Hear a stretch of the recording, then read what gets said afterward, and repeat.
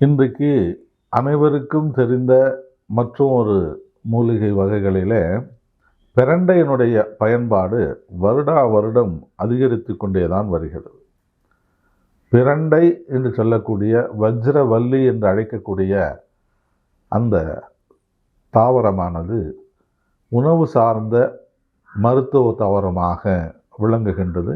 குறிப்பாக ஜீரண மண்டலத்தினுடைய ஆரோக்கியம், நல்ல செரிமானத்தை கொடுக்கக்கூடியது. பிரண்டையினுடைய துவையல், பிரண்டையினுடைய தொக்கு, பிரண்டையினுடைய சாறு அல்லது ஊறுகாய் போன்ற வகைகளில் பிரண்டையினுடைய பொடி, சாதத்தில் பிரண்டை பொடி சேர்த்து நல்லெண்ணெய் அல்லது நெய் சேர்த்து பிசைந்து சாப்பிட ஜீரண மண்டலம் என்று சொல்லக்கூடிய வாய் முதல் ஆசனவாய் வரையிலான அந்த செரிமான மண்டலத்தினுடைய ஆரோக்கியத்தை மேம்படுத்தக்கூடிய மிகச்சிறந்த மருந்தாக இந்த பிரண்டையானது இருக்கின்றது.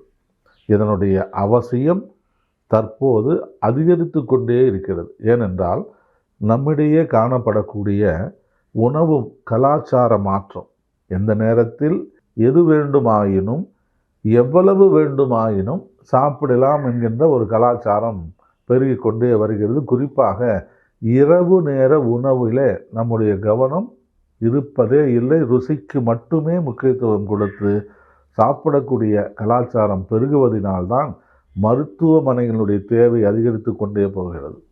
ஆகவே இந்த ஒழுங்கீனமான செரிமானத்தினால் நமக்கு கொழுப்பு சத்து உடம்பிலே தங்கி இன்றைக்கு ஃபேட்டி லிவர் என்று சொல்லக்கூடிய சூழ்நிலை பெருகி கொண்டே வருகிறது. யாருக்கெல்லாம் ஃபேட்டி லிவர்?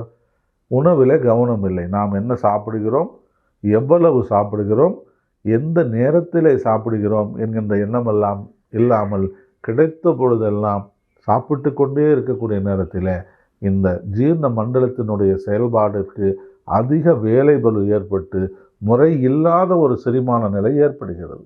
அந்த நிலையிலே பிரண்டையினுடைய தேவை மிக மிக அவசியம். அந்த உணவை செரிமானித்து கொழுப்பு சத்தை நிர்வகித்து, உணவில் ஏதேனும் நஞ்சுக்கள் இருந்தால் அந்த நஞ்சை முறித்து நம்முடைய ஆரோக்கியத்தை தரக்கூடிய மிகச்சிறந்த அருமருந்தாக இந்த பிரண்டை பயன்படுகிறது.